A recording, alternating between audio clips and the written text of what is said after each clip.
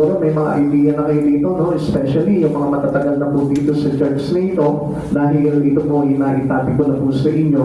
Kaya lang, mas marami po yung mga bago, kaya kailangan na maunawaan nyo rin po itong mga bagay nito. Okay, not to love. Ito po ay hango doon sa ating binasa sa aklat po ng 1 Peter chapter 4 verse 8. Ang sabi po dito, higit sa lahat, magmahalan kayo ng tapat, sapagkat ang pagmamahal ay pumapawi ng maraming kasalanan. Ang pag-ibig daw po, pagmamahal, ay napakahalaga po niyan, especially if you are a Christian and you love God and you love Christ Jesus, dahil this can cause us to depart from sin. Ito po yung kadalasan na paglalayo rin po sa atin sa kasalanan. Kaya nga, kung mayroon tayong mga bagay na pagmamahal na tapat pagdating sa Panginoong Jesucristo, hindi po talaga tayo magkakasala o sabihin natin, malilimitahan natin yung kasalanan sa buhay natin. Dahil mayroong Diyos na tapat na nagmahal sa atin at naglalayo po sa atin sa kapahamakan. Okay. Our life as a Christian built on love. Tayo po bilang mga Kristiyano, nung tayo po ay tumanggap sa Panginoon, tayo po ay itinatag sa larangan po ng pagmamahal. So, lahat tayo, as a Christian, dapat mayroon na po tayong pagmamahal. At yung pagmamahal na yun, it is a true love and not a false love.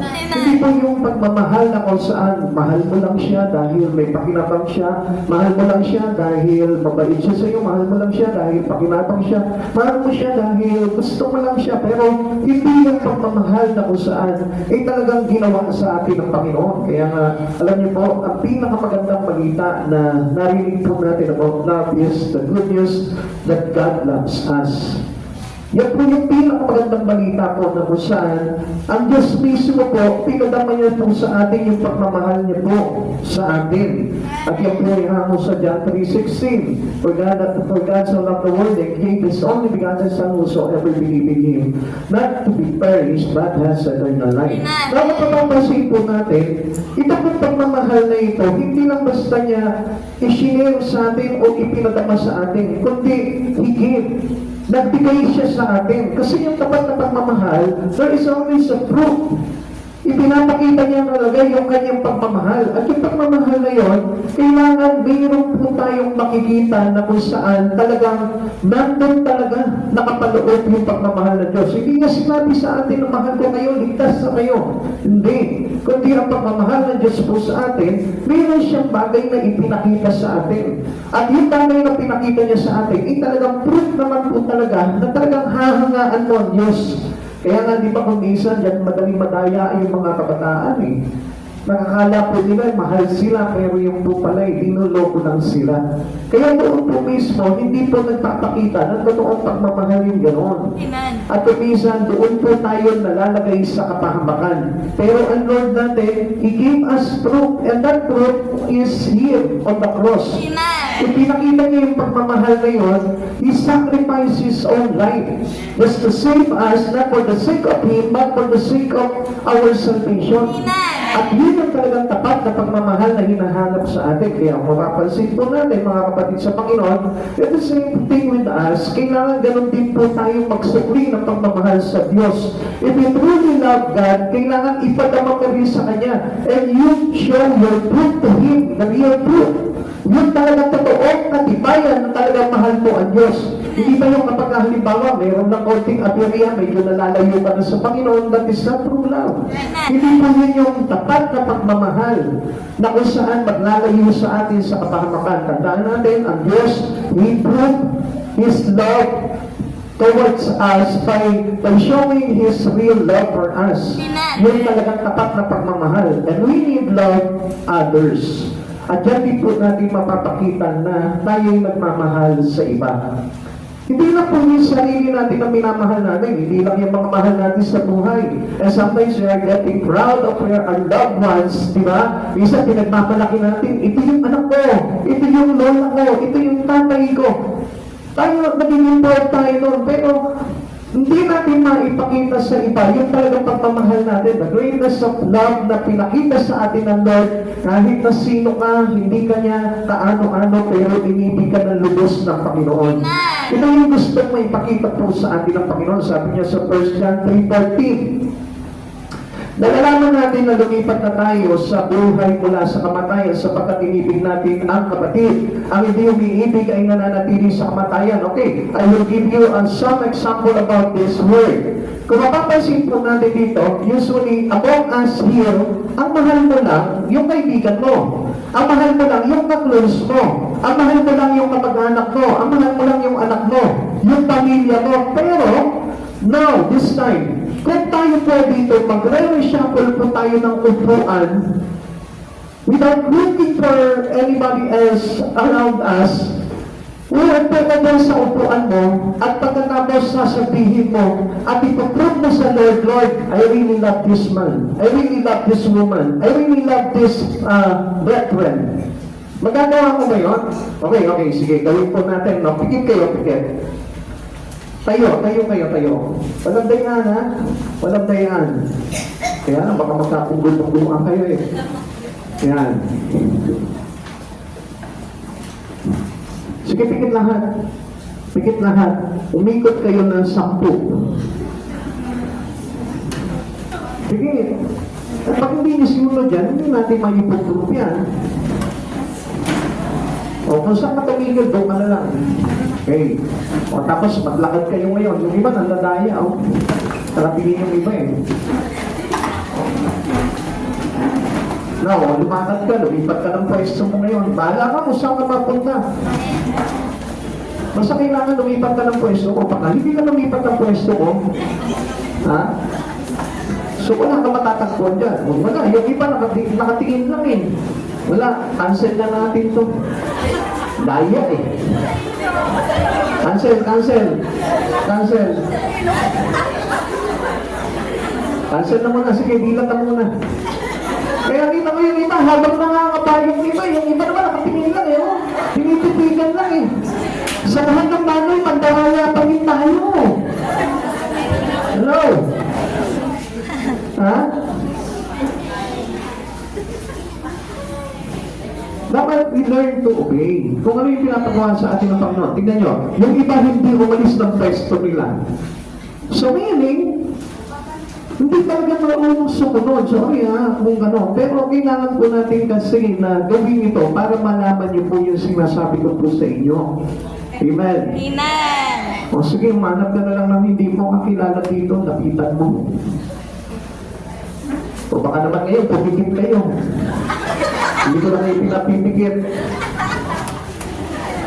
Sabi kayo, hindi mo lubusang kakilala. At tignan mo, hindi mo pa makita ngayon kung sino talaga, ano. Sige, maghanap ka talaga ng hindi mo kakilala dyan. O iba, nahihiya, ayaw gawin, no? Oo, ang lapit. O sige, choose one. Choose one. Pag may napili ka na, okay. O yan.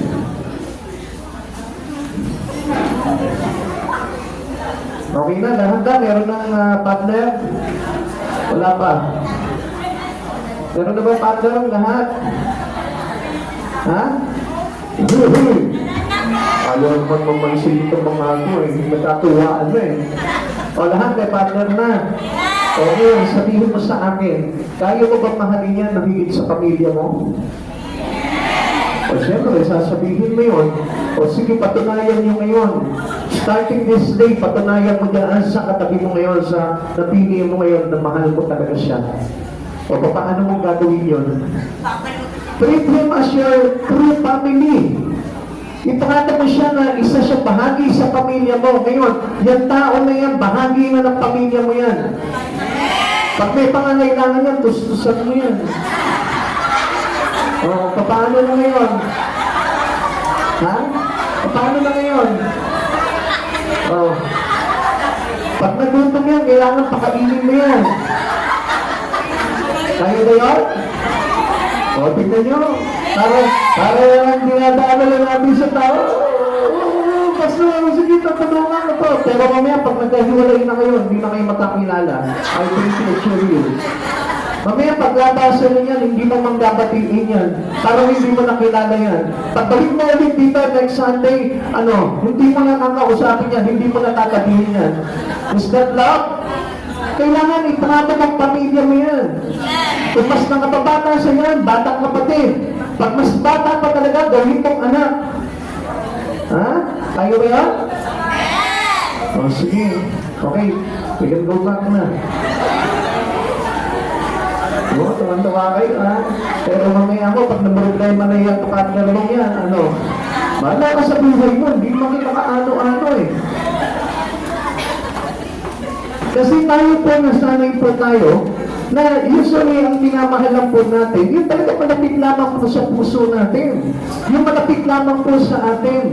Yun lamang po yung kaya natin. Minsan nga, di ba, hindi natin makwentuhan yung ibang tao eh. Ang lagi lang natin kakwentuhan, yung talagang close lamang sa atin. Pero kapag halimbawa, yung ibang tao na lalong-lalo na hindi mo gusto, lalong-lalo na nagyayamot ka, lalong-lalo na hindi mo gusto ang amoy, diba? Ayaw mo nang akla ang usap yun. Nilalayuan mo, iniiwasan mo. Naku, ikaw na naman siya, iniiwasan ko dito. Alis mo na. Diba, ganun tayo? Kaya nga sabi sa atin ng Lord, we must learn how to love others. Not only our own self, not only our own family. Hindi lang yung kaibigan mo ngayon, best friend mo, ka-close mo, hindi lamang po yun. Kaya sabi po ng 1 John chapter 3:14, nalalaman natin na lumipat na tayo sa buhay mula sa kamatayan sapagkat iniibig na natin ang mga kapatid. Ang hindi umiibig ay nananatili sa kamatayan. So alam niyo po ba, tayo lahat ay pinagbuklod ng Panginoon sa iisang pag-ibig. And that love is belong to Christ Jesus. Kaya huwag tayong mga suluhista, huwag tayong mga sarili, huwag tayong namimili kung sino lang yung mamahalin natin, kundi kailangan tayong lahat ay magmahalan. Yan po yung pagmamahal. At hindi po yun yung sineselebrate ng mga makamundo na kung saan, Valentine's Day, Feb 14, celebrate natin, magmahalan tayo. Sino yung mamahalin? Hindi tayo. Iba na yung pumapasok sa isipan nila eh. It is more on false love. At pagkatapos nun, papaano na? Wala na. Hindi na makikita yung pagmamahal sa isa't isa. Kailangan yung pagmamahal na dulot sa atin ng Panginoong Jesucristo. Yung pagmamahal na nagliligtas, yung pagmamahal na hindi nagtutulak sa kapahamakan, kundi yung pagmamahal na nagdadala sa buhay mula sa kamatayan. Sabi ulit natin dito, nalalaman natin na lumipat na tayo sa buhay mula sa kamatayan. Dati hindi tayo marunong umibig. Ang Diyos na ang umiibig sa atin. At kung malalaman mo sa sarili mo na umiibig ka dahil na-in-love ka na, it is selfish love ang tawag doon. Kasi na-in-love ka lang nagustuhan mo lang, ganda niya eh. Kasi gusto ko siya eh. So, ibig sabihin nun, selfish love pa yun. Pero ang totoong pagmamahal na pinakita sa atin ng Panginoon, hindi siya nagtangi. Lahat inibig niya. Kahit na masamang tao tayo, inibig niya tayo. Sa kabila ng tayo ay tinuring niyang kaaway noon tayo makasalanan pa. Pero pinag-aralan niya at tinuruan niya yung sarili niya talaga na ibigin ang bawat isa sa atin. Kaya nakita niyo, wala pong napahamak po sa atin. At kaya lamang po, hindi natin matutunan yung pag-ibig ng Diyos sa atin, kaya mayroon pa rin po napapahamak. Pero once na natutunan natin yung totoo pag-ibig ng Diyos po sa atin, hindi kailanman mapapahamak ang katulad po natin na nananalig sa ating Panginoong Jesucristo. Pero, but love has limit. Mayroon pong limit ang pag-ibig.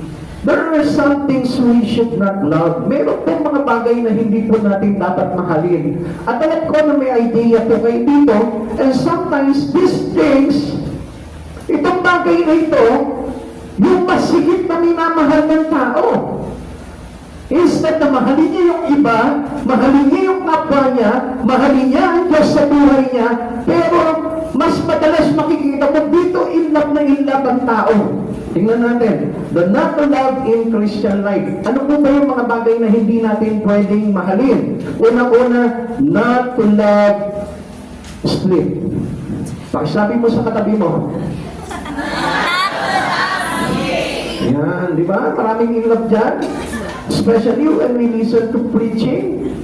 Di ba? When we attend churches, madaming mga in love dyan eh. So dito pa lamang sabi sa atin ng Panginoon, not to love sleep. At alam niyo po ba, may kahulugan po ito, hindi naman actually yung pagtulog mo lang yan eh. Ito po yan, okay. Kawikaan chapter 20 verse 13, matulog ka na matulog at ikay maghihirap, ngunit maganda ang iyong bukas kung ikay nagsisikap. So ano sabi po dito? Literally, pagka natulog daw ang tao, ibig sabihin, tulogin ng tao, maghihirap siya. Amen. Kasi kung hindi mapapansin po natin ang isang taong tamad, laging tutok ng tulog. Pero ang masipag, gawa ng gawa po yan. So, spiritual meaning of sleeping is laziness. Ang tinutukoy sa atin ng Panginoon dito is about laziness. Marami po sa Kristiyano tulog. Iba daw, gising po siya at hindi yung nakikita yung natutulog kapag preaching, hindi po yun, kundi yung po tulog ang kanyang espiritu sa mga bagay sa Panginoon. At ang tinutukoy po talaga sa atin ng Panginoon dito, yung ating sleeping spirit.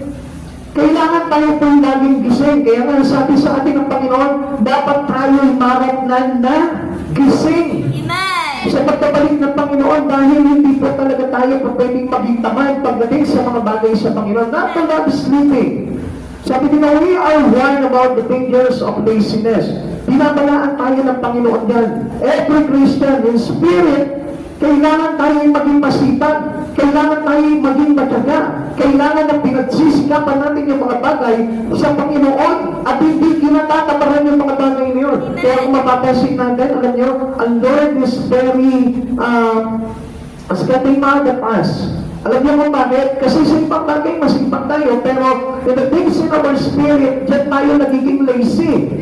We need to be busy serving the Lord. Yung po yung kailangan ng Lord sa atin eh. Kaya nga sabi niya, na sa kanyang pagbabalik, dapat maramdan tayo ng Diyos na gumagawa. So, ibig sabihin yan, kailangan na maging masipag tayo pagdating sa Panginoon. Let us be singing our life into serving God. Alam niyo, napakahalaga po ng oras. Time is precious, every day deserve our best effort. Kailangan na magpakita tayo ng napakahalagang bagay para makagawa tayo sa Panginoon. Hindi po pinangihinayangan yung mga bagay na ginagawa natin sa Panginoon, kundi kailangan po natin talagang magsikap sa paggawa sa Panginoon para maparangalan siya. Time can be precious and you must use in your life for the glory of Him. Alam niyo, sayang ang pagkakataon. Especially, nalalapit na po ang pagdating talaga ng Panginoon. Iba daw, sabihin natin, marami mga Kristiyano hindi pa rin po naniniwala na malapit na dumating ang Panginoon. Pero, alam niyo, mga kapatid sa Panginoon, kung gising naman po yung Espiritu natin, tayo po mismo, maa-aware tayo sa mga bagay na nangyayari at nagaganap because the sign of the doomsday is coming. Hindi po ba natin napapansin? In the book of Revelation, marahil nabasa niyo na po ito, na kung saan yung mga bagay na nagaganap sa buong mundo ay nakikita na yung mga sign. At yung bagay na yun nagpapahiwatig sa atin na kailangan maging masipag na tayo sa mga bagay sa Panginoon. This is the right time. This is the perfect time because the time is precious. Every Christian must be busy himself to serve God. At alam niyo mga kapatid sa Panginoon, kung nalilimitahan ka pa sa mga bagay na ito, I tell you, break it. Kailangan i-break mo na yun, magkaroon ka ng breakthrough para gawin mo na yung mga nangangapat pagdating sa Panginoon. God calls murder and the devil calls shirkers. Alam niyo, marami po mga Kristiyano are shirkers. Pag sinabi po shirkers, they're by doing something that you are supposed to do. Yung po bang tayo po mismo, binatawanan natin yung sarili natin na gawin yung bagay na alam natin nararapat na gawin natin na pinagagawa ng Panginoon sa buhay natin. Alam po natin yan. Alam natin na napakalaga ng tao, ang Kristiyano, ay masipag pagdating sa mga bagay sa Panginoon. Now, what work should we need to do? Ano po ba yung mga bagay na dapat natin gawin para maging masipag po tayo? Kailangan natin i-busy yung sarili natin sa mga bagay sa Panginoon. As you people of God are busy in the Word, you must also busy much accordingly with the Lord works that is given for every one of us. Kung ano yung binigay sa iyo na kabisihan na dapat maging busy ka, Yun yung pag-upunan natin ng pansin sa panahon na ito. Kapatid sa Panginoon, gusto po na malaman po ninyo, everyone, tayong lahat, tayong mga Kristiyano na nagmamahal sa Panginoon, kailangan sumunod sa mga bagay na ito. Dahil kung hindi po tayo po mismo ang magsisisi pagdating ng araw. Christian works will be glorified. Sabi dito, Christian works we glorified our Lord. Alam niyo po, tingnan niyo may papakita lamang po tayo dito. Like for example, Moises and David were tending sheep, were cold. Ang sipag nito mga tao na ito pagdating sa mundo. Kaya nung tinawag sila ng Panginoon, anong ginawa po nitong dalawang tao na ito?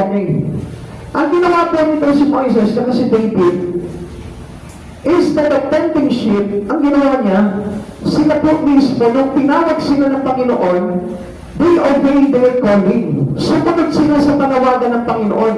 Kaya nga, ano nangyari po sa kanila? They are the one who lead Israel. Amen? Amen. Si Moises, nilid niya yung mga Israelita para mailabas sa Ehipto. Ito naman si David, nilid niya yung itong mga Israelita sa mga digmaan. Amen. Ipinagtagumpay niya po ito. So, ibig sabihin, they are getting busy with their calling with God. Amen. Tayo din po mismo, kaya tayo nandito ngayon because tayong lahat ay masisipag. Saan? Doon nga lang sa mga bagay sa mundo. Sometimes tayo po siguro ay masipag sa ating mga trabaho, kaya naman tinatawag tayo ng Panginoon para gamitin yung kasipagan na yun upon our calling with God. Dahil mayroon tayong panawagan sa Panginoon at kailangan natin ipatupad itong mga bagay na ito para dahil sa ganun maging masipag tayo sa mga bagay sa Panginoon. Elisha was flowing. Ito pong si Elisha, madaanan po siya nito si Elias. Ano pong ginagawa nito si Eliseo? Siya po ay nag-aaral. So masipag din po siya. Kaya lang, not on God. Pero nung time na tinawag siya, pang the word of God to him, naging masipag na siya sa mga bagay sa Panginoon. Sinunod niya na yung gustong mangyari sa kanya ng Panginoon. Peter, James, and John were fishing. Dito po pa nga ito ay mangingis na. Pero nung tinawag sila ng Panginoon, sumagot din po sila sa panawagan ng Panginoon at naging masipag po sila to become a fisher of men. Like us today, tayong lahat siguro ngayon, mga nagtatrabaho ngayon, yung iba masipag sa eskwela, masipag sa tahanan nila, masipag sa pamilya nila, masipag nila sa iba't ibang mga trabaho ninyo. At yun yung kung bakit tinawag ka ng Panginoon. Not only to save us, but to use and equip every one of us for the glory of Him. Alam niyo mga kapatid sa Panginoon, hindi pa pwedeng prayer. Hindi pa pwedeng halimbawa, masipag ka sa mundo, tapos ganun lang din yung sipag na ipapakita mo sa Panginoon. Hindi. Kailangan we will multiply our works with the Lord. Kailangan ipakita natin. Kasi pag pinarehas mo lang yan, o sometimes lumalabang pa yung sipag mo sa mundo, hindi talaga tayo kakalugdan doon sa panawagan ng Diyos sa atin. Kaya nga kailangan maging masipag po tayo. Kaya kung mapapansin po natin, di ba? Sometimes, di ba, parang isinaset apart lang natin yung mga bagay sa Panginoon dahil marami tayong mga ginagawang kaabalahan sa mundo. Which is mali po yun, sapagkat ang kailangan nga po natin dito ay mag-iwan tayo ng mga bagay sa mundo para lamang po ipakita natin that we are trust to be loved. Na talaga nagtitiwala talaga tayo na tayo'y dapat sa pag-ibig ng Diyos. Alam mo mga kapatid sa Panginoon, tayo nga po ay tinuring ng Diyos na maging karapat-dapat. Subalit tayo po mismo, hindi natin pinapatunayan sa Panginoon na Lord, karapat-dapat naman ako sa pag-ibig mo dahil gagawin ko lahat para sa iyo. Kuminsan doon pa tayo nalilimitangan Kaya nga kuminsan, alam nyo, marami pa mga Kristiyano, they are lazy. Ang gusto lamang po nila, nakinig lamang po ng salita ng Diyos. And I'm sorry to tell that. Kuminsan nga, tinatamad pa tayo magpunta sa church, tinatamad tayo na magsulat, tinatamad tayo magbasa ng Bible, tinatamad tayo na makinig. Kaya nga po mga kapatid sa Panginoon, how can we be a good love for Jesus? Paano natin mapapatunayan na talagang tayo ay karapat-dapat sa pagmamahal at pag-ibig ng Diyos? Tandaan po natin tayo hindi karapat-dapat, pero tayo po ay tinanggap ng Panginoon. Dahil yung pag-ibig ng Panginoon ay napakasipag. At alam niyo po ba, hindi lang siya nag-snap ng kanyang daliri. para lang maligtas ka, kundi gumawa siya, nag-effort siya, Amen. nagsakripisyo siya, nagtrabaho siya, at lahat ng bagay na para sa kaligtasan natin, ginawa ng ating Panginoong Hesus Kristo. Alam niyo, matutusin lang, kung pwede nandun na lang siya, nakaupo na lamang po itong hari ng mga hari doon sa kanyang trono, at sabihin niya na lang doon sa kanyang mga anghel, iligtas ang lahat ng mga tao. Pwede niya gawin po yun. Pero he is personally come down. Siya po mismo bumaba dito, ang Diyos mismo bumaba dito para tayo ay iligtas. Nagtrabaho siya para sa atin, pinaglingkuran kanya. Amen. Kaya kung mapapansin natin dito, we came not to be served, but not to serve. Amen. Hindi siya pinaglingkuran ng tao, kundi nagpunta siya dito para paglingkuran niya tayo. Amen. At alam niyo mga kapatid sa Panginoon, kung tayo po ay mananatiling tagapakinig lamang, ang ibig sabihin niyan, pinaglilingkuran lang tayo. Kaya nga dapat tayo, kapag natuto tayo sa Panginoon, dapat tayo na tayo mismo ay maglingkod din po sa Panginoon. Excuse po. Yung ginawa ng ating Panginoong Hesus Kristo. Kaya nga hindi po tayo kailangan maging tamad. And let us sleep our spirit in the Lord. Amen. Hindi po natin kailangan patulugin lang ng patulugin yung ating espiritu dahil kailangan ka ng Panginoon. Hindi lang yung pastor mo ang kailangan ng Lord, hindi lang yung mga manggagawa ng church ito, kundi ikaw mismo na nandyan ka, nakikinig ka ng salita ng Diyos, kailangan ka ng Panginoon. Just to equip for the glory of God, just to equip for the kingdom of God. Amen. Kailangan na magamit po ang buhay natin para sa kalwalatian ng Panginoon. Now, tingnan niyo po Paul preached day and night with tears. Even ito si Pablo. Kung titignan lamang po natin yung credentials po ni Paul, parang sasabihin natin, wala nang kailangan. Pasado na ito si Pablo. Pero alam niyo po ba, hindi po siya naging complacent. As being an apostle to Christ Jesus, hindi po siya naging complacent. So, okay nga to, dami ko na nakuha. I put it already to God that I can be sacrificed to. Pero anong sabi po ni Paul? Hindi siya tumigil. Nagsikap siya, naging masipag siya. Amen. At sa papaanong paraan, nagliligtas pa rin po siya. Amen. And always remind us, people of God, sa mga bagay na ginawa po ni Pablo, na tayo po lahat ay kailangan masipag pagdating sa Panginoon. Hindi niyo po ba napapansin, pagdating sa mga bagay sa mundo, kahit hindi ka matulog, okay lang. Sa trabaho mo, pag may paperwork siya, kahit napagpuyatan mo, okay lang. Kahit 2 hours na lang itulog mo, okay lang. Pero sa mga pagtitignan po natin, pagdating sa Lord, we are very unfair. Hindi natin magawa po yung bagay na yun. Hindi natin mapagpuyatan ang Panginoon sa buhay natin. Alam niyo, kumisan nga, alam niyo, makikita po natin na talagang hindi tayo fair pagdating sa Lord. Halos hindi natin maibalik man lang kahit na kaunti yung pasasalamat natin sa Panginoon. And not only doon sa pagpapakita ng sipag, hindi lang doon, marami pang bagay na hindi natin mabalikan ng Panginoon ng pasasalamat natin. Amen.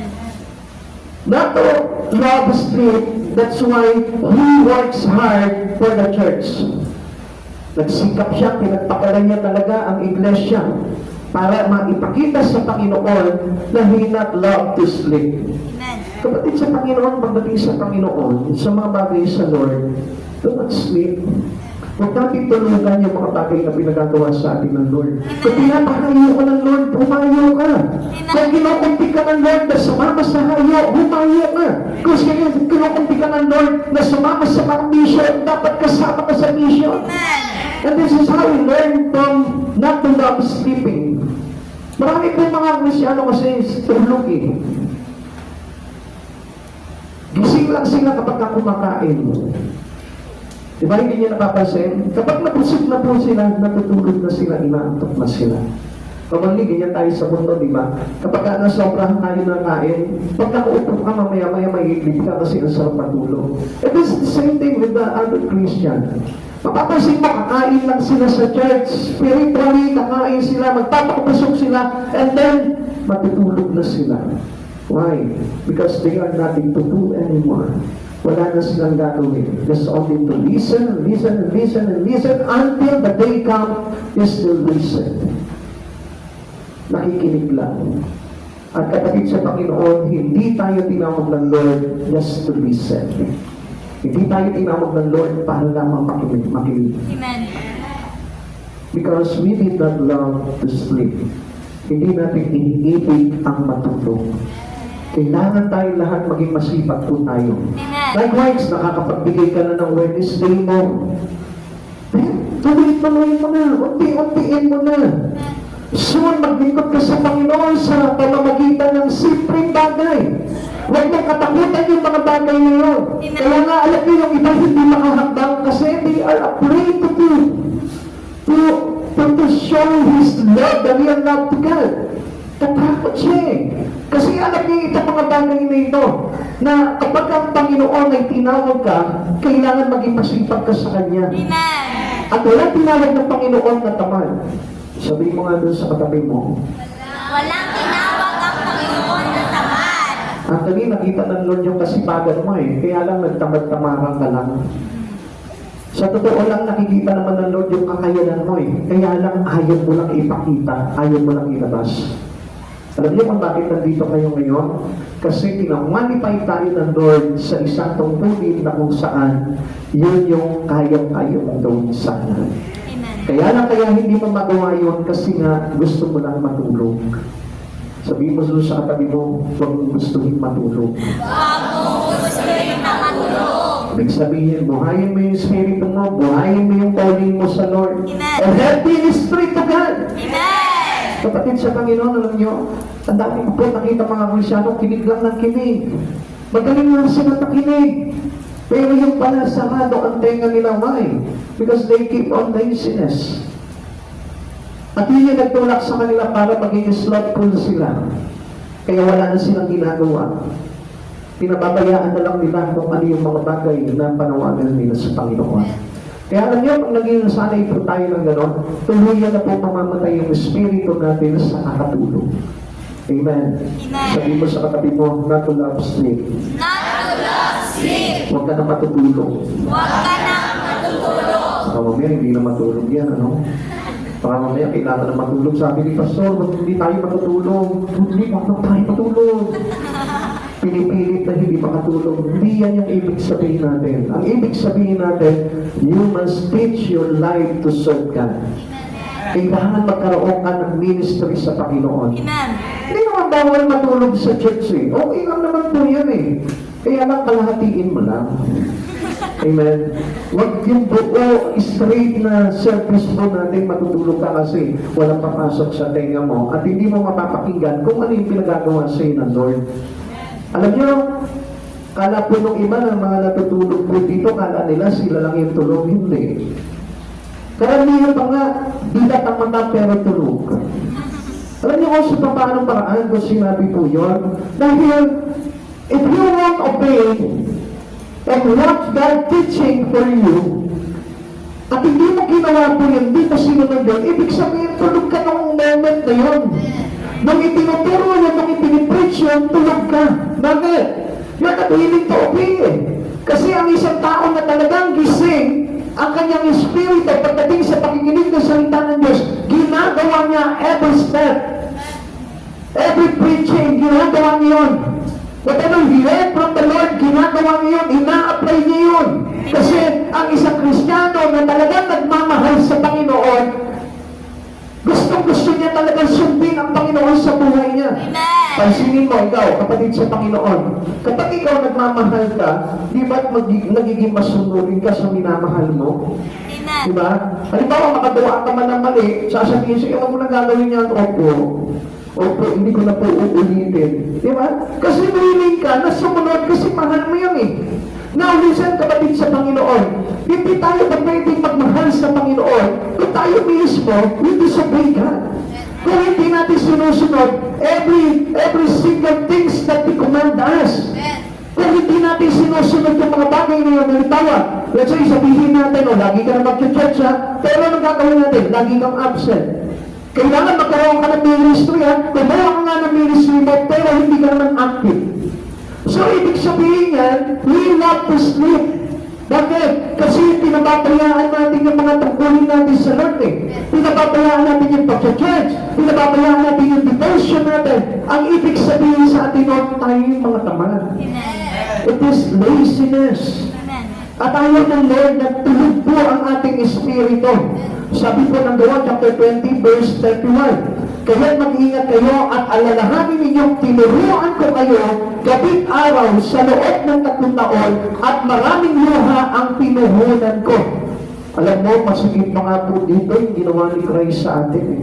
Kung kay Pablo, luha, puyat ang ginawa niya doon sa mga tao na iyon, pero hindi pa rin sumunod, how much more itong ginawa ni Jesus sa kanila na talagang sobrang kasipagan ang ipinakita ng Panginoon para sa atin, para ipagkamay yung ang kanyang pag-ibig sa atin. Pero nakita niyo po ba na ang tao po ay nagbalik ng utang na loob sa Panginoon? Kapatid sa Panginoon, kung aaralin mo lamang at uunawain mo yung bagay na ginawa ng Panginoon, nakakaya na tayo po ay pa-church lang. Sorry to know that. Kasi alam niyo mga kapatid sa Panginoon, this is the right time, the perfect time, because our God is near to come. Malapit na talagang dumating ang Panginoon. Amen. Kaya nga gusto ng Lord na ito, talagang ma-receive mo na yung talagang aral na kung saan makakapag-active ng Espiritu natin. Alam niyo, marami nga dito, kapatid sa Panginoon, just for you to notice. Gusto ko lang ma-aware kayo. Marami dito napansin ko namamatay ang Espiritu. I don't know why.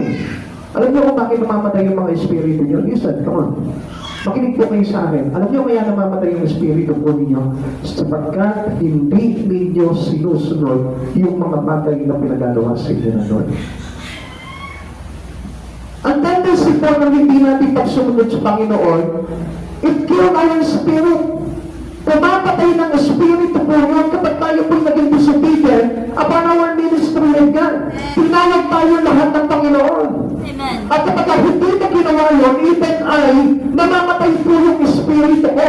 Dahil ang kailangan po natin para maging mabuhay po tayo at maging masipag po tayo, kailangan we must obey. Amen. But if according you receive from the Lord. Kaya lang kung napapansin po natin, alam nyo, obviously makikita natin talagang ang dami mga naghihingalong espiritu ng mga Kristiyano ngayon. Bakit? Kasi nasapatan na sila sa ganun na lamang ginagawa nila. Hindi na sila nag-effort, hindi na nila pinapakita, hindi na nila pinadadama yung kanilang pag-ibig sa Lord. Mas ginugusto natin yung tayo po ay gumawa na lamang sa sarili natin at to please us. Ano po nangyayari po sa atin? Working in our own cannot save us. Hindi tayo maililigtas dyan. Kahit magpakasipag ka na magpakasipag sa mundong ito, alam nyo, ang magiging resulta pa rin po dito, ang outcome pa rin ito sa espiritu mo, mamamatay pa rin. But working hard for the Lord can bring us grace of God for us to be saved. Alam niyo po ba kung bakit tayo talaga nagsisipag pagdating sa mga bagay sa Panginoon? Because gusto natin maabot yung grace ng Lord para sa atin. Amen. Alam niyo po ba, pag nakita ng Lord na masipag tayo, hindi natin tinutulugan yung panawagan ng Diyos sa buhay po natin, doon po natin naaabot eh. Doon natin na-reach out yung grace na dapat natin makuha. Amen. Alam niyo, ang daming tao, they don't mind about the grace of God. Basta ang alam nila, okay, there is grace. At alam ko yung grace na yun, nasa akin na yun. Come on, people of God. Minsan tayo po mismo eh. Dinadaya natin yung sarili natin. Nasa pagkakala natin, oh, grace, yung grace ng Lord nasa akin na yung binigay na sa akin ng Lord na rin. Alam niyo, kapatid sa Panginoon, minsan, ang lahat ng bagay ay pinagsisikapan. Ang lahat ng bagay ay pinagpapagalan. Amen. Come on! Gusto niyo kumita ng malaking pera? Di ba kailangan pagpagalan mo yan? Amen. Ngayon, kung hindi mo pagpapagalan yan, yung easy money, hindi po ba it makes you sick? Kapag ka ikaw gusto mo ng mga easy money lang, sometimes kinukuha mo yan sa mga illegal na bagay. Kaya ano nangyayari? Nagkakasala ka. Come on, ang lahat mga nagsisika para yumaman sila, anong ginagawa nila? Nakaupo lamang ba sila sa bahay nila? Naghihintay lamang ba sila ng sweldo nila? No! Pinagpapagalan nila yung mga bagay niyon. Kaya nga may overtime pa para mas malaki. Kaya nga meron po tayong pagsisikap, pagtsatsaga. Dahil ayaw natin maging tamad, kasi alam natin maghihirap tayo. Kaya nga sabi ng mga matatanda, kapag nakita nila yung kanilang mga anak na pahinahinata, ang sabi nila, huwag kang patugan. Ibig sabihin, huwag kang tamad. Hindi uunad ang buhay mo. Because po sa ating mga tao, masisipag tayo. Kaya lang ang problema natin, hindi sa mga bagay sa Panginoon. Kaya tayo hindi nagiging kalubod-lubod sa harapan ng Panginoon dahil yung sipag natin ay ginagamit lamang po natin sa pagmamahal sa mga bagay sa mundo na ito. And not for the Lord our God to save us. Hindi sa Diyos na nag-alay at nagandog para tayo ay mabuhay at maligtas. Isipin mo mabuti yan, kapatid sa Panginoon. Huwag tayo madaya pagdating sa Lord. Gusto natin kaligtasan pero hindi natin pinagsisikapan. Gusto natin na mahimaman tayo, gusto natin na magkamal tayo na maraming pera, nagsisikap tayo, minsan nagdadalawang trabaho pa tayo. Kahit napagod na yung katawan mo, sige ka pa rin, kayod ka pa rin. Kasi gusto mong yumaman, but you are unfair to God. Gusto mong maligtas, pero wala kang ginagawa para palugod ang Panginoon at maligtas ka. Kaya nga, ang sabi po ng Galatians chapter 6 verse 8, listen to this, ang nagsisikap sa mga bagay ukol sa laman ay aani ng kamatayan, ang nagsisikap ukol sa Espiritu ay aani ng buhay na walang hanggan. The word nagsisikap. Kaya nga tayo, sino po yung mga yumayaman? Yung masikap, yung masipag sa mundong ito. Pero yung mga tamad, halos walang nangyayari sa buhay po nila. Come on, that was real. Yun po yung real talk po dito eh. Pagtatamad-tamad ka sa mundong ito, hindi uunlad ang buhay mo. Hindi ka mapopromote, hindi lalaki ang sweldo mo. Ganun din po tayo sa Panginoon. Kung tayo magsisikap lamang na magsisikap sa mundong ito, hindi po natin makakamit yung buhay na walang hanggan. Dahil ang gusto ng Lord, pagsikapan mo rin na makamit mo yung buhay na walang hanggan.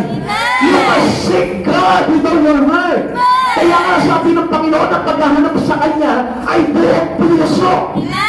Ibig sabihin po nito, talagang minamahal natin, iniibig natin ang paghahanap sa Panginoon at ginagawa natin, minamahal din natin yung paglilingkod sa Kanya para masumpungan natin yung tinatawag na buhay na walang hanggan.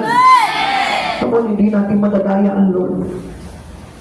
Kung anong tinanim ng tao ay siya rin niyang aanihin. So kapag naging masipag sa trabaho mo sa mundo, then aani ka dyan. Pagpapalain.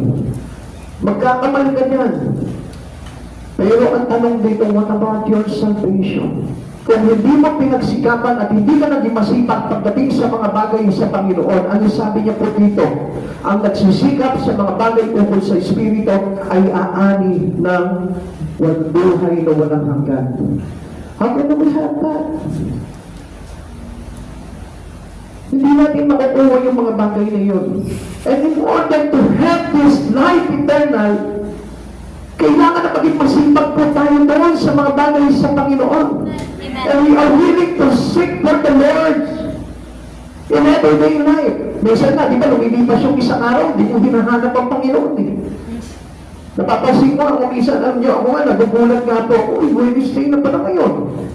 Ang bilis ng araw, wala man na tayo nagawa sa Lord. Sabi ko nga po sa kanila eh. Sabi ko nga sa kanila, tapusin nyo na lahat na kayo, magpakasal na kayo, bago tapos na itong mga okasyon na ito. Nagiging busy tayo sa mga bagay sa mundo eh. Kaya nga sabi ko sa kanila, alam nyo, ang nangyayari sa atin because of those occasion and events na nangyayari dito sa atin sa mundo, namamatay po yung espiritu natin, nakakatulog tayo lahat eh. Pagdating sa mga bagay sa Panginoon. Sabi ko, kung sino gusto mag-asawa na nito taon na to. Sabi ko, ang sister dyan eh. Sa Sunday, pumikit ka na mata, tapos kung mahablit mo dyan sa people, hindi ka, magpakasal na tayo. Kasi ito na yung mga nakalinya po dito, yung mga nasa gilad na po ito mga ito eh.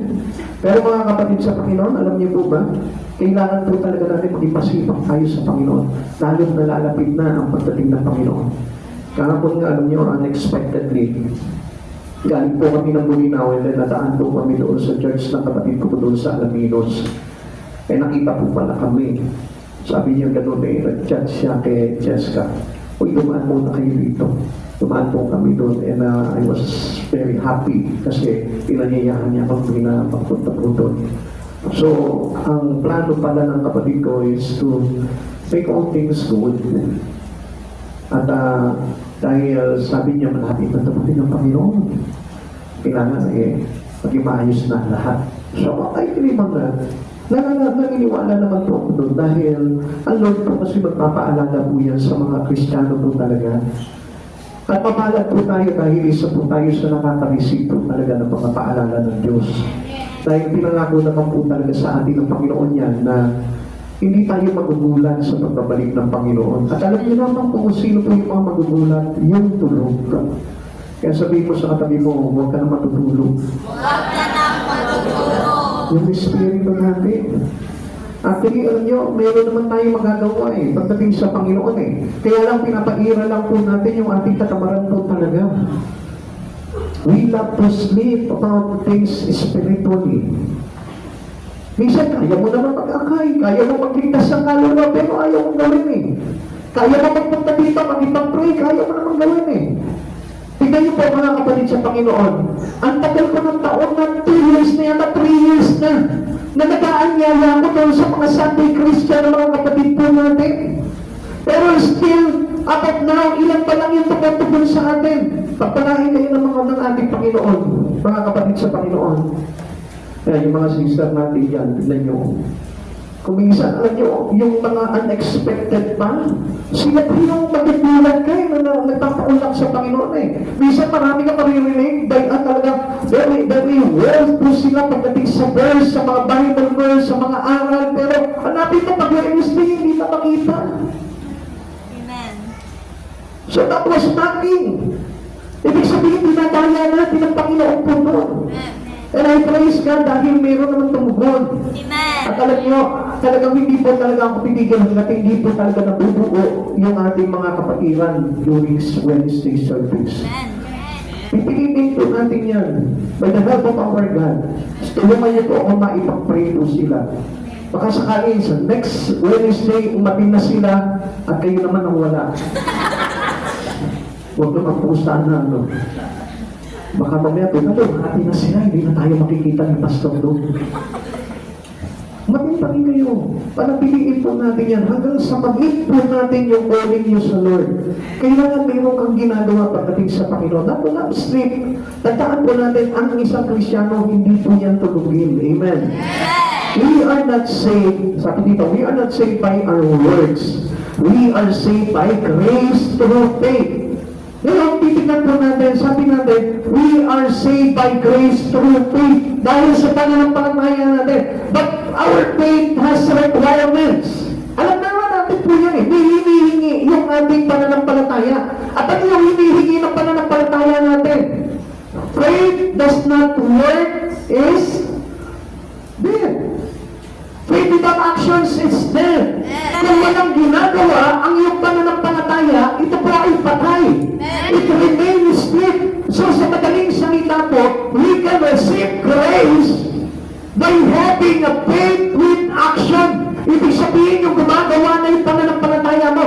Dahil faith enable us to do into the ministry of God. It can produce works. Yung pananampalatayang buhay, napoproduce yan ng trabaho sa Panginoon. Napoproduce yan ng kasibagan sa mga bagay sa Panginoon. God works through us to accomplish His work. Alam niyo, kapag hindi tayo gumagawa sa Panginoon, hindi niya magagawa yung accomplishment niya na yung ma-complete niya talaga yung ating panawagan sa Kanya. Tandaan natin, God will carry it into completion. Siya yung talagang naglalagay para tapusin lahat ng pinasimulan niya sa atin. Kapatid sa Panginoon, hindi tayo initial Christian lamang. Amen. We don't have an initial faith with God. Hindi po ganun kailangan yung ating pananampalataya is yung sinasabi po sa atin ng Hebreo that our faith He is at the beginning and the perfection of our faith. Siya yung pasimula at ang wakas ng ating pananampalataya. Kaya nga, kailangan tapusin natin yun hanggang sa dulo. Gumagawa, masipag, buhay, yung ating pananampalataya ay kaisa kay Kristo. Salvation means we are working hard for the glory of God. Sinisikap natin yun na mabigyan natin ng kaluguran ng Diyos sa buhay po natin. Sinisikap natin na makabit natin ang Panginoon. Sinisikap natin na makaharap ang Panginoon. Alam niyo, ang pinakamahalaga sa Kristiyano, yung bang darating yung time na kung saan haharap na siya sa Panginoon. That is the graduation time. Na kung saan kailangan yung bang tatanggapin mo na yung medalya mo sa Panginoon, which is sasabihin sa iyo ng Panginoon, well done, my good and faithful servant. Puputol ang kanya ng korona, makatutuloy ka, makapapasok ka, and have a joy with me. Amen. Yun yung inaabangan po natin na sandali, hindi po yung nagtatapos lamang sa ganyan lamang po. Kaya nga tayo nagpapatuloy. Na kahit na po ano pa yung mga pagdaanan natin sa buhay na ito, kailangan nagpapatuloy tayo sa Panginoon. Ephesians chapter 2 verse 10. Tayo'y kanyang nilalang, nilikha sa pamamagitan ni Kristo Jesus upang iukol natin, upang iukol natin ang ating buhay sa paggawa ng mabuti na itinalaganan ng Diyos sa ating noon pamang una. So, ibig sabihin, ang purpose ng pag-create sa atin ng Panginoon ay para tayo'y gumawa sa Panginoon. Amen. Not to do nothing for the glory of God. Kailangan lahat tayo gumagawa. Ngayon, kung tatanungin ko yung sabihin ko, ano bang ginagawa mo sa Panginoon? Ano ba yung part na ginagawa ko? Dahil ako'y kinreate ng Lord. Now, hindi natin pwedeng sabihin na wala tayong trabaho sa Panginoon and then basta na naman po natin makakamit yung mga bagay sa kaligtasan. Actually, alam niyo po ba yung salvation at produce siya ng paggawa at paglilingkod sa ating Diyos na tagapagligtas. At hindi pa pwedeng walang producing works yung iyong kaligtasan. Kasi tayo po mismo, kung tayo po yung mayroong utang na loob sa Panginoon, hindi mo ba't babalikan mo siya ng kabutihan? Lord, iligtas mo ko, grabe yung ginawa mo eh. Grabe yung pagpapapakod mo sa krus para lang maligtas ako. Then, return to God, Lord. Allow me to be a part of your ministry. Ikaw mismo, mag-volunteer ka sa Panginoon, Lord, please, allow me to serve you. Ganun po dapat tayo eh. Kaya lang alam nyo, parang nagiging yung presence po tayo sa sarili natin. Puta, niligtas na ako ng Panginoon. Okay na yun. Pa-church na lang tayo. Okay na yun. At least, nakakarinig ako ng salita ng Diyos. Ang sabi po ni Santiago, kung nakikinig ka lang at pagkatapos nito, ay maglilimutan mo, ay para ka lang taong humarap sa salamin at pagkatapos nakalimutan niya kung ano ang kanyang itsura. Hindi ganun po ang pagiging Kristiyano natin. Kaya kayo nakikinig ng salita ng Diyos, sabi ni Santiago, ay para sa pabuhay natin, lahat ng ating natututunan upang makibalik natin sa Panginoon yung ating layunin ng pagkakalikha sa atin ng Panginoon. And the purpose of God is for us to do good things for the glory of Him. Kapatid, ang ibig sabihin niya, it produce service. Amen. Na kailangan tayo po'y naglilingkod sa Panginoon. Ikalawa na dapat natin na hindi natin dapat mahalin ay ang mundo. Yan. Not another word. Huwag natin ibigin ng sanlibutan na ito. Ano ba pa yung talagang tinuturo sa atin ng Panginoon dito na huwag natin ibigin? Sabi ko ng verse niya 2, 15, 17, huwag ninyong ibigin ang sanlibutan o mga bagay na nasa sanlibutan. Ang umiibig sa sanlibutan ay hindi umiibig sa Ama. Sabi niya dito, ano po? Ang umiibig sa sanlibutan o mga bagay sa sanlibutan ay hindi umiibig sa Ama. Ang lahat na nasa sanlibutan, ang pagnanasa ng laman, ang pagnanasa ng mga mata, at ang pagmamalaki sa buhay na ito ay hindi nagmula sa Ama, kundi sa sanlibutan. So, ibig sabihin po niya, kung paglilingkuran lang natin, itong sanlibutan na ito, hindi tayo sa Ama. Amen. So, kung magiging masipag ka lang sa trabaho mo dito sa sanlibutan na ito, at hindi ka naging masipag sa ministry mo pagdating sa Panginoon, you are not belong to the Father. Amen. Bakit? Kasi ang susunod po sa atin, yung mga bagay lamang na mga sanlibutan. Mawawala ang sanlibutan at ang lahat ng mga bagay na pinagnanasa ng mga tao, ngunit ang mga sumusunod sa kalooban ng Diyos ay mabubuhay magpakailanman. At ano po ba yung kalooban ng Diyos? Okay, let's go back into kanina, doon sa kaninang binasa natin, ano? Balik po tayo doon. Sabi sa na tayo po ay Ephesians chapter 2 verse 10, tayo'y kanyang nilalang nilikha sa pamamagitan ni Kristo Jesus upang iutol natin ang ating buhay sa paggawa ng mabuti na itinalagana ng Diyos sa ating noong pamanguna.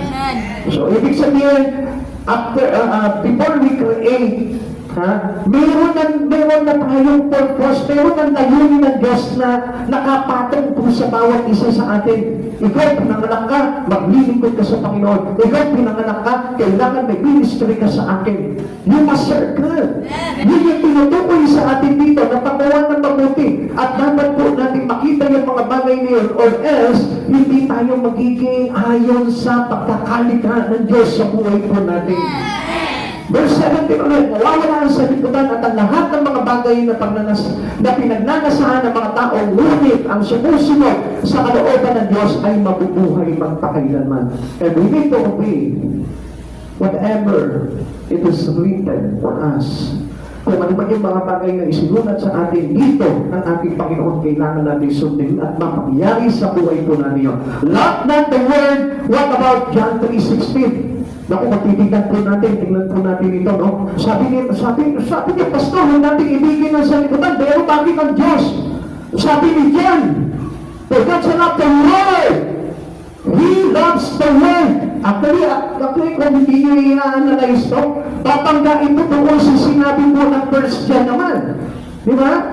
Kaya nga, nililiwanag po dito ni John na ang hindi sa ating ipinapaibig ng ating Panginoon, sabi kasi sa John chapter 3 verse 16, God's love the people in the world. Iniibig niya ang mga tao. Sabi mo sa katabi niya, ikaw yung John 3:16. Ikaw yung John 3:16. Yan, ikaw yung iniibig ng Diyos. Ikaw yung iniibig ng Diyos. Okay. At ang sinasabi sa atin dito na hindi natin iniibig yung po tinatawag na we are not to love the worldly system. Yung sistema ng mundo na ito, nagiliw tayo mga Kristiyano. Nagiliw ang mga tao sa sistema ng sanlibutan na ito. Kaya nga hindi niyo po ba napapansin? Tayo po ay parang sumasabay lamang sa agos. Diba? Hindi natin kaya mag-swim against the flow. Kaya nga kapag nakakita kayo ng sumasayaw na maganda sa patingin nyo, ikaw na rin sasayawan mo na rin yun. Amen. Amen. Nasasayaw mo na rin yun. Kasi nga, sa atin po kasi, ang lakas kasi ng hatak nitong mga bagay nito. Kasi yun yung trend ng mundo, which is the system of the world.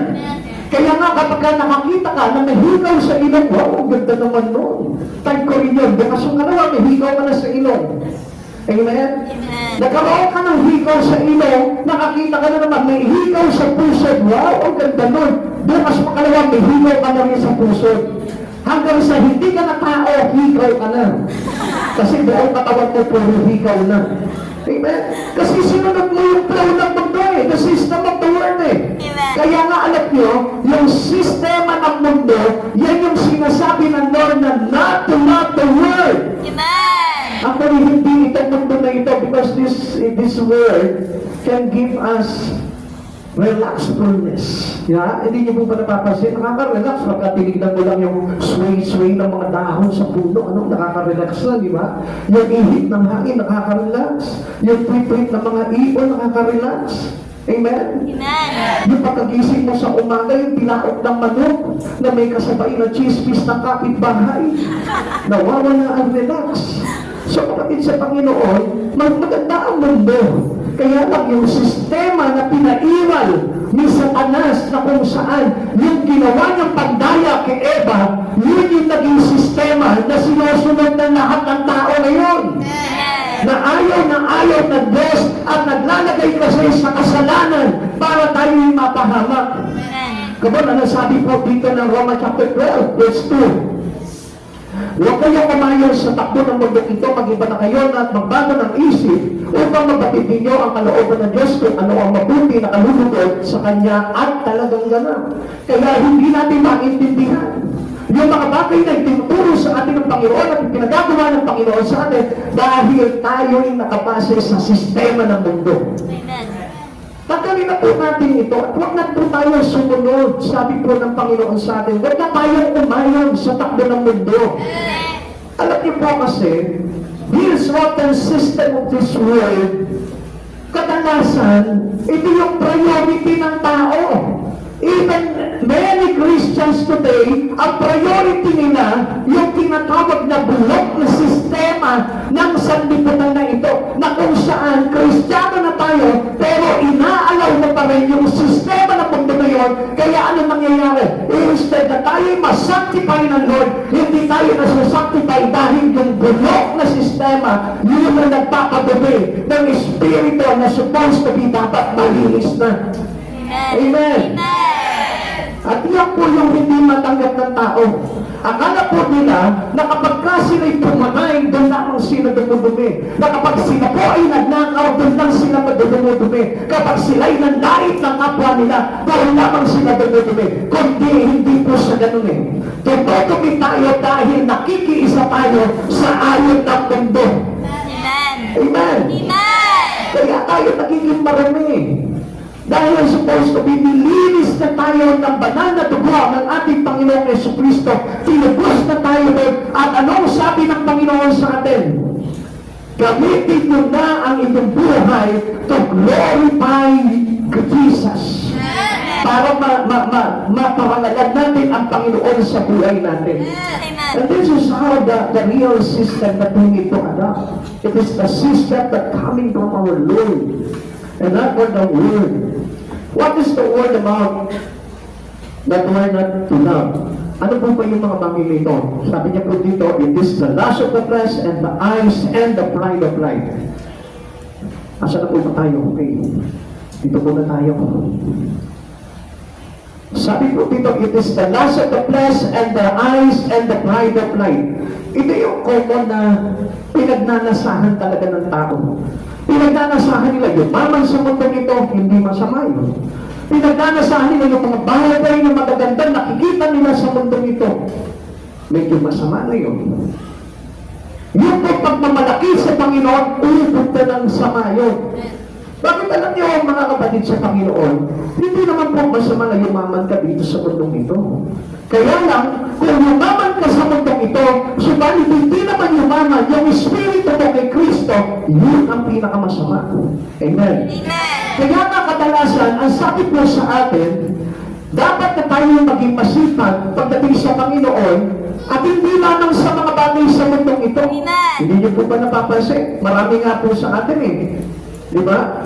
Para lamang po tayo yumaman, nagsasakripisyo tayo. Na kahit malayo kayo sa pamilya ninyo, tinitiis niyo. Tinitiis niyo lungkot, tinitiis niyo yung mag-separate kayo sa pamilya niyo para lamang umasenso at mabigyan niyo ng magandang buhay iyong pamilya. Pero alam niyo mga kapatid sa Panginoon, mas maganda po yan kung sa Panginoon ginagawa din po natin yan. Amen. Kaya nga alam nyo, ang sabi ng Lord po sa atin, ang sino mang mag-iwan ng kanyang tahanan, ama, ina, kapatid, anak, ari-arian ang higit sa alang-alang sa akin at sa mabuting balita ay tatanggap na makasal na ang iba yung pagpapala at buhay na walang hanggan. Alam niyo mga kapatid sa Panginoon, yun ang kaya sinasabi sa atin ng Lord yun. Kasi nga nakikita niya, sa mga bagay sa mundo ito, kaya natin mag-iwan. Kaya niyong iwanan yung bahay niyo, kaya niyong iwanan yung ari-arian niyo, kaya niyong iwanan yung mga mahal niyo sa buhay. Pero sa Lord, hindi natin magawa yun. Anak, diyan ka muna, maglilingkod muna si Mama. Ahayo lang muna si Mama. Pero kung minsan, alam niyo, ang nangyayari po dito, pagdating sa ibang bagay, kaya niyang gawin yun, iwanan yung mga anak niya, pabayaan yung mga anak niya, pero pagdating sa Panginoon, hindi niya magawa yun. Hindi tayo magiging kalugod-lugod sa Panginoon. It is a pride of life. Amen. Magiging mapagmalaki po tayo sa Panginoon kapag ganun po tayo. It is the forgotten word of our time, yung tinatawag na worldliness. And we need to avoid worldliness. Kailangan po natin na hindi tayo mapasama doon sa makasalibutang bagay. We need to revisit the concept of holy living. Kailangan po na makita po natin yung pamumuhay sa kabanalan ng Panginoon. And this is the concept that we made in our Christian living. At yun po yung dapat na maging konsepto ng buhay natin, yung unti-unti na lumalakad na tayo sa kabanalan ng Panginoon. We are practicing the holy living. Amen. Yung pamumuhay na banal. At nilalayuan na po natin yung mga bagay na kung saan inilagay sa ating ni Satanas. Ha? Kaya nung una pa lamang kaya matagal pa lamang, yun na po inilagay niya Para na sa ganun, ang tao mabuhay sa ganito na walang kabanalan. Alam niyo po ba sometimes, yung ating karunungang pangsanlibutan ay hindi nagdudulot ng kabanalan. Dahil ayaw kasi ng Lord na tayo po ay maging mapagmataas. Ayaw ng Diyos na tayo maging mapagmalaki. At yung pagmamalaki po ng tao ay nag-aalis sa Kanya sa kabanalan ng Diyos. Pansinin niyo mga kapatid sa Panginoon, bakit po ito pong si Eva at si Adan ay napalaya sa Garden of Eden? Ha? Alam niyo po ba na ang Garden of Eden is the place where the Lord presence was there. Amen. Nandun yung presensya ng Lord. Nandun yung presensya ni Yahweh. At yung presensya ni Yahweh ay naganap yung kanyang kalwalatian doon sa Garden of Eden. Na kung saan tinataglay ni Eva at Adan. Kaya nang dumating itong ahas na ito na dumaya sa kanila, nagkaroon sila ng kamalayan, which is the knowledge of good and evil. Amen. At yun na tinuro sa kanilang kahunungan nitong si Satanas, babangga yun doon sa kabanalan ng Diyos. Amen. Kaya yun ngayon yung ipinamumuhay natin, and that was now called worldliness. Amen. Yun ngayon yung tinatawag na worldliness. God calls us to live in this world without being worldly. Kaya tayo tinawag bilang mga Kristiyano ngayon para hindi na tayo makiisa ngayon sa kaworldlihan. Amen. Iba yung mga music natin, mga kapatid sa Panginoon. Yun yung naglaalis sa atin ng kabanalan ng Diyos. Alam niyo, kapag tayo po'y dumadalo ng gawain, nakikinig ka ng salita ng Diyos, umaawit ka ng salita ng mga papuring ahitin sa Panginoon, lumalaganap yung kalumalatian, yung kabanalan ng Lord. Alam niyo kung bakit hindi niyo lang nararamdaman nyo? Kasi nga masyado tayong kontaminado na ng pagiging worldly. Amen? Amen. If we are Christian, being contaminated with the worldly things, hindi pa parang mararamdaman yung presence ng Lord. Kasi if we can put away that holiness because of these worldly things. Kaya nga sabi sa atin ng Panginoon huwag tayong umayo sa takbo ng sanlibutan para malaman natin kung ano yung kalooban ng Diyos na kalulubog, ganap at talagang mabuti. So mga kapatid sa Panginoon, para maranasan po natin yung presence ng Lord, avoid being worldliness. Amen. Kung tayo makikisa po doon, at tayo po ay ibinabalik ng Panginoon into the holiness of Him, into the presence of God. Stay on the presence of the Lord. Kaya nga tayo nagsisimba, kaya tayo nag-aaral, kaya tayo nagpapray, para na sa ganun, hindi po tayo maapektahan ng mga worldly things. Amen. Kaya nga, huwag na kayong sasayaw-sayaw pa ng mga bagay na gano'n. Huwag na kayong aawit-awit pa ng mga bagay na kung saan makasanlibutan. Sapagkat yung mga bagay na yun, it is against the will of God. Against yun sa kalooban ng Panginoon. And lastly, not to love money. Yan. Not to love money. Sabi po sa atin ng 1 Timothy chapter 6 verse 10, sapagkat ang pag-ibig sa salapi ay ugat ng lahat ng kasamaan dahil sa paghahangad ng yumaman, may mga taong nalayo sa pananampalataya, nasadlak sa maraming kapigatian. Kapatid, hindi niyo po ba napapansin? Sometimes, ito yung nagde-depart po sa atin. Nagiging detachable po tayo bilang mga Kristiyano sa Panginoon kapag tayo ay umibig na sa salapi. Amen. You can have money, but do not love money. Kasi ang pag-ibig sa salapi, it can control you. Amen. But if you have only money, meron ka pera, kailangan mo na mamahalin yun. At kaya alam niyo po ba, tayo po mismo, tinuturuan po tayo ng Panginoon po eh. Bakit? Ano po ba sinabi sa atin ng Lord? Consider how Jesus confronted this issue. Alam niyo kung paano po ba kinumprontan ng Panginoon po itong issue na ito? Ano sabi niya po ganun dito? Okay, listen to sa sinabi niya po sa Matthew chapter 5 verse 40, let him have your cloak also. Ano sabi niya po dito? Ganito po niya, sabi niya sa Matthew chapter 5 verse 40, kung ipagsakdal kanino man upang makuha ang iyong baro, ibigay mo sa kanya pati ang iyong balabal. Come on. Alam niyo kung anong tinuturo ng Panginoon po dito? Not to love money. Alam niyo kung bakit kung minsan nakikita ng Panginoon na masyado na tayong mapagmahal sa money because of greediness. May pera tayo pero hindi natin magamit sa Lord. Amen. Ginagamit lamang natin sa sarili natin because we control tayo money because of being loved for the money. Amen. At kapatid sa Panginoon, pag inibig mo na ang pera, nagiging greedy ka na. At hindi po na napapansin, pag greedy ka na, yung pera mo, halos ayaw mo ng bitawan yan. Gusto ko kung bibitawan mo pa yan, hindi ka balik agad yan ang doble. That was greediness, that was the love for the money. Amen. Kaya tayo tinuturuan ng Panginoon na kapag ka kinuha yan, ibigay mo pa yung doble. Amen. Ang sabi niya gano'n, kapag ka hiningi ni naman ang iyong kasuotan, ang iyong baro, ibigay mo pa pati balaban mo. Halimbawa na, tipuhan po ng sisya mo, pati mo, ang ganda naman ang damit mo, bigay mo na sa kanya yan. Gusto mo pati yung panloob mo, bigay mo na rin sa kanya. Lupos-luposin mo na. Amen? Minsan alam niyo ang Lord, nang hihingi na sa atin, minsan ang Lord nang hihingi na sa atin, pero anong ginagawa natin? Pinagtataputan pa natin. That was greediness, and that was the love for the money. Kaya nga mga kapatid sa Panginoon, hindi tayo dapat na matakot pagdating sa mga bagay sa buhay natin. Not only the money, but everything that we have on our possession. Ano ba yung bagay na meron tayo? Hindi tayo dapat matakot na mawala yan. Kaya nga, Lord, tinuturuan tayo. Yung meron po tayong tinatawag na test of emptiness. Bakit tayo sa tayo sinalagay na Lord into the emptiness? Para hindi tayo maging greedy. Amen. Para walang maging mahalaga po sa atin, kundi ang pag-ibig ng Diyos lamang po.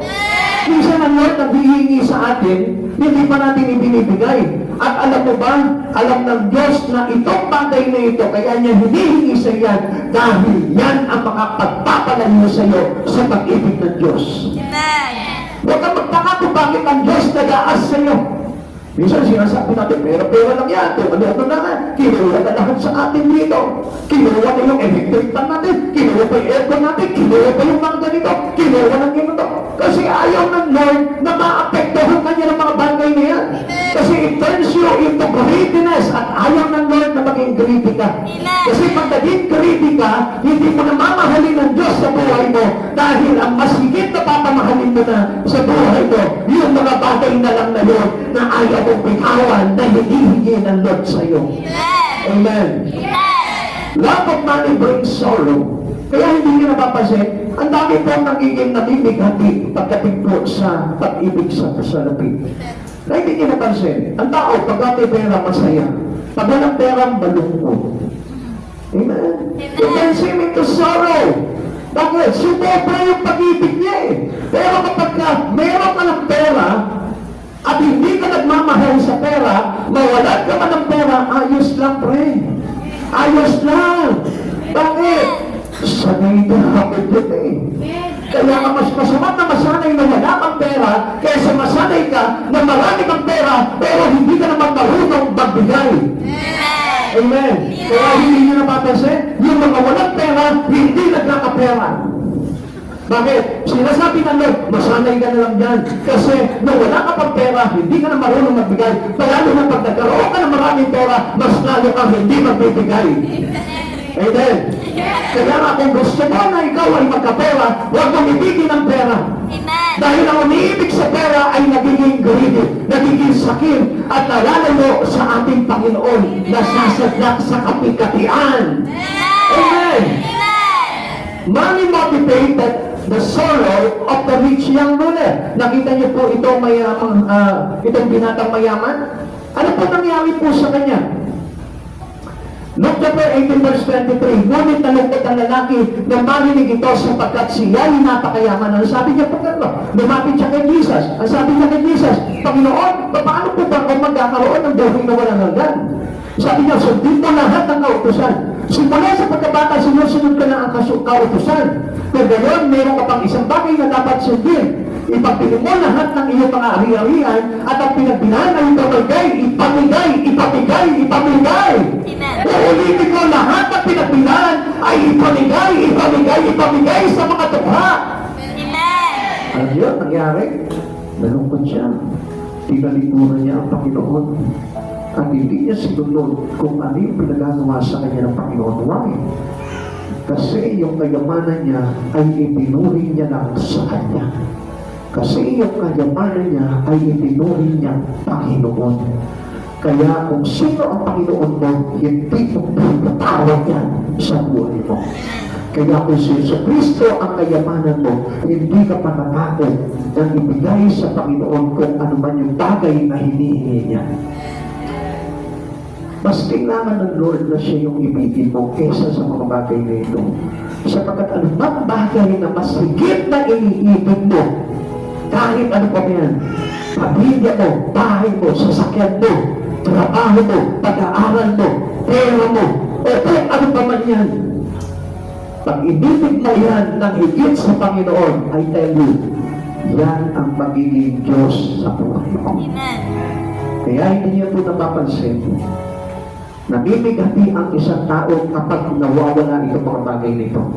Pero, ang tao ba, napansin mo, nabigati sa sandaling nakalimutan niya ang Diyos sa buhay niya? Hindi po ba't maraming tao na kahit na hindi nila pinapansin ang Diyos, okay lang sa kanila? Hindi niyo po ba napansin yung bagay na yun? Na kahit hindi sila magsimba, hindi sila namimigati. Na kahit na hindi sila makapag-pray, hindi sila namimigati. Na kahit nilipas ang isang linggo na hindi nila nakakasama ang Diyos sa buhay niya, hindi sila namimigati. Pero subukan mo ang tao sa loob lamang ng kalahating araw na walang pera, namimigati na, nalulungkot na, nababalisa na, natatakot na, sapagkat ang Diyos nila ay pera. Not of money. Sapagkat ang pera ay hindi iniibig.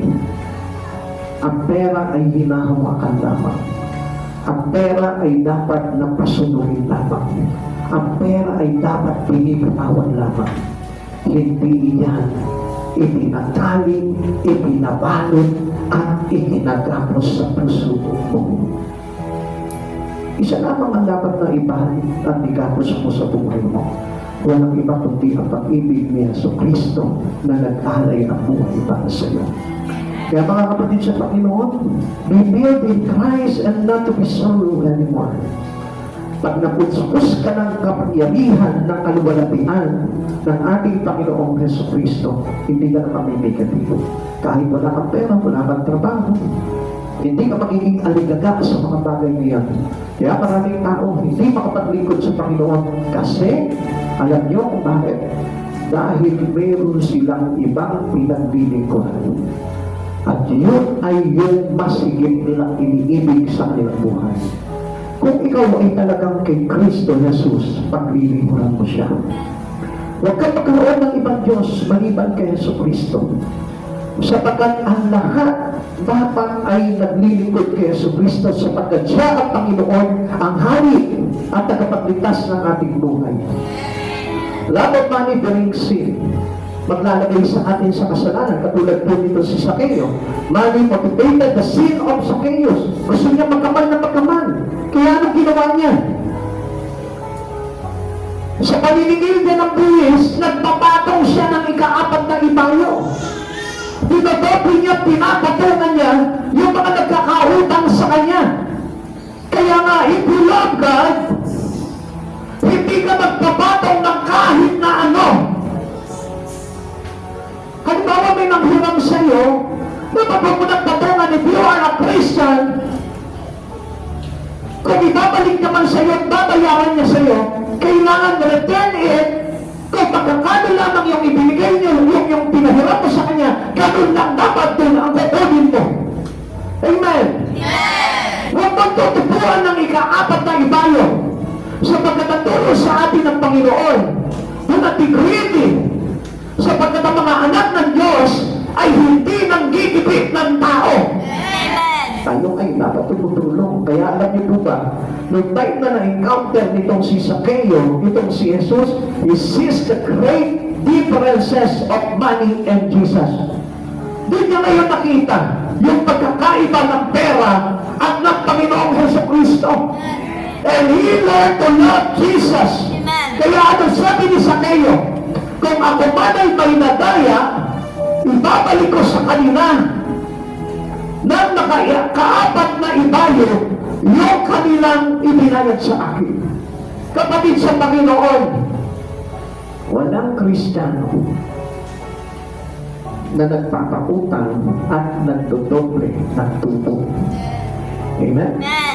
Pero kapag dito nagpapautang ng doble ang tubo, triple, 4 na beses ang tubo, dapat pag nagpautang ka, it's either ibalik sa kanya, ibalik sa iyo sa tama ng halaga o kahit na huwag mo lang pagpagahin.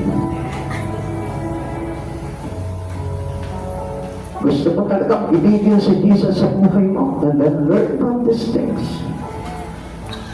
Kaya nga mga kapatid sa Panginoon, God knows yung mga money lenders, ayaw na Diyos yan. Sorry, yes, mga pinusakot man kayo sa mga bagay na ito. Kailangan matutunan po natin talaga na magbigay ng nasa puso. Amen. What do we do with our time, talents, and money? Anong ginagawa mo ngayon dyan? Mahusay ka sa trabaho. Merong kang kaya sa buhay. Merong kang talento. Anong ginagawa mo dyan? Napaparangalan ba ang Diyos sa mga bagay na yan? Alam niyo yung mga bagay na masakit na marinig. Pero yan yung pinakamasarap na matutunan sapagkat dyan tayo magkakaroon ng breakthrough. What will be the real value when we stand before Christ Jesus? Alam mo ba kung ano po yung halaga po nito? Na kung ang Diyos ang tatayuan mo sa buhay mo, ito yung makalagay sa iyo sa buhay na walang hanggan. At walang makakapigil sa iyo na makapasok sa kaharian ng Diyos kung tatayuan mo ang halaga ni Kristo sa buhay mo.